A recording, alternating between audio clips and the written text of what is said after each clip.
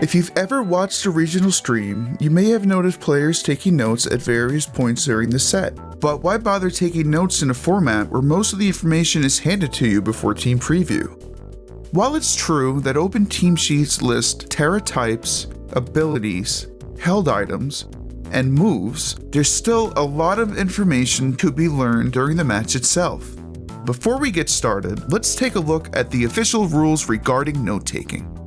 According to Play Pokemon's video game rules, formats, and penalty guidelines, players may take notes at any time during their match, including during team preview, but must begin each round with a blank sheet.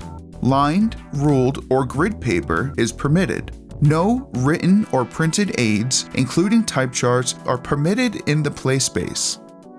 While players are allowed to take notes throughout the entire set, there are key points in each game where taking notes is recommended in order to help manage new information. Team Preview. During this phase, each player has 90 seconds to review their opponent's team sheet, take notes, and choose their Pokemon. Many players skim for details and immediately jump into choosing leads, but this is a great way to miss information. Start by checking the Terra type, ability, held item, and moves of each Pokemon, making note of anything unusual at the top of your note page. You will have access to their team sheet the entire match, so there's no need to write down any information that you would consider standard or obvious. Turn 0. This is the turn all Pokemon first hit the field. You should always use this time to jot down your opponent's leads as well as your own. While the order the Pokemon are sent out does not matter, pay attention to the order their abilities activate to determine speed tiers. This becomes more complicated in a mirror. Let's say you both send out Rillaboom and their grassy terrain activates first. You should assume they have the faster Rillaboom when choosing your turn 1 attack. During the game. Once your initial notes and leads are written down, you'll want to make note of the other Pokemon your opponent brought. If they have Paradox Pokemon, be sure to write which stat is being boosted by Photosynthesis or Quark Drive. Most other information that you would want to write down can be found by pressing Y during move selection. Stat boosts and drops, as well as turns of Taunt, Tailwind, Weather, and Screens, but not sleep turns. To put this all together, let's take a look at the first game of the Charlotte Regional Finals, taking notes from Wolf's point of view. The first thing we should write down are leads. You'll notice Wolf does this immediately, while Nick takes his time to choose his opening moves before taking notes. Once turn 1 actually begins, we see Nick make note of the Incineroar swap, while Wolf marks Blood Moon as a terror for game 1. There really isn't a ton of information worth writing down that isn't already listed on the team sheets until the next swap or Terra, so we get to watch both players focus on the game itself. Turn 2, Nick's Farigiraf hits the field for the first time, so we'll write that down.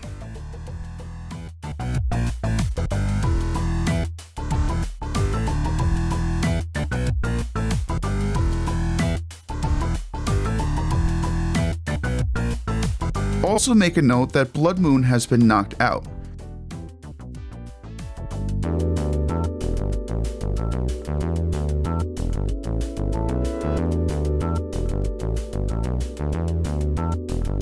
If you're taking basic notes, you could be done at this point having seen all 4 of Nick's Pokemon. Wolf makes a note when Nick's Farigiraf eats a citrus berry as a reminder that it no longer has its held item. He also checks the status of Trick Room, showing that it has 3 turns remaining. Since this information is easily accessible during move selection, you can always check here instead of writing it down. The final note we'll see Nick make is the Terra Water on Wolf's Urshifu, while Wolf marks the opposing Urshifu as having fainted. Since this is a stream match, we won't see Wolf take as many notes as usual with the replay being available on YouTube, but we'll continue writing the last few turns to have the full game documented. If you want to use your notes as written replays to later analyze, it's important to develop a style of shorthand so you can spend as little time writing as possible. Remember, this style of note-taking is not for everyone. The goal is to have as little disruption to your gameplay as possible, so only write down what you need to be successful over the course of the full set.